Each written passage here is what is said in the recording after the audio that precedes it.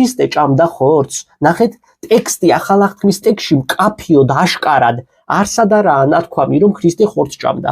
ეს უნდა ვაღიაროთ, ეს უნდა ვთქვათ. მკაფიოდ არსად არაა ნათქვამი. აი ისე მკაფიო მითითება და ცხადყოფა, როგორც მაგალითად რაზე, რომ მაცხოვარი თევზს ჭამდა და თაფლის გოლს, ხო, თაფლს ჭამდა.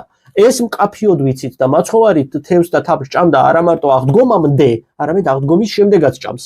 ეს ვიცით, მაგრამ აი ესე მკაფიოდ არ არის ახალ აღთქმაში მითითებული, რომ მაცხოვარი ხორცსაც ჭამდაო.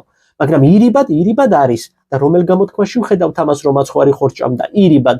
ნახეთ, როდესაც საუბარია, რომ მაცხოვარი მოციქულებთან ერთად აღასრულებდა პასექს, ანუ დღესასწაულს და პასექის დღესასწაულს, დღეობას, ხო?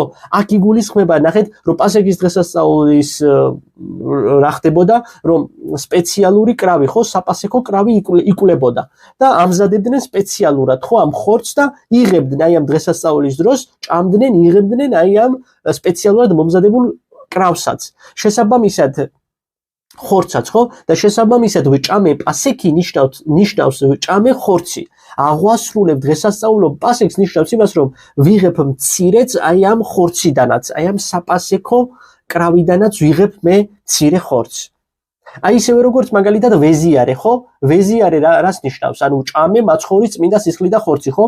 ანუ თუ არ მიჭამია მაცხოვრის წმინდა სისხლი და ხორცი, არ ვამბობ ვეზიარე, მაგრამ თუ ვამბობ ვეზიარე, ნიშნავს რომ ვჭამე.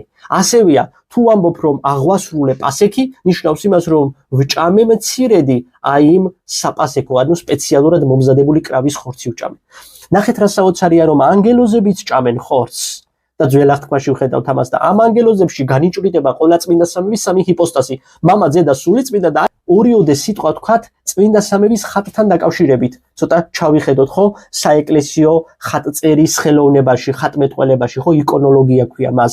წმინდა სამების ხატის ორი სახეობაა ცნობილი მართლმადიდებლურ ტრადიციაში.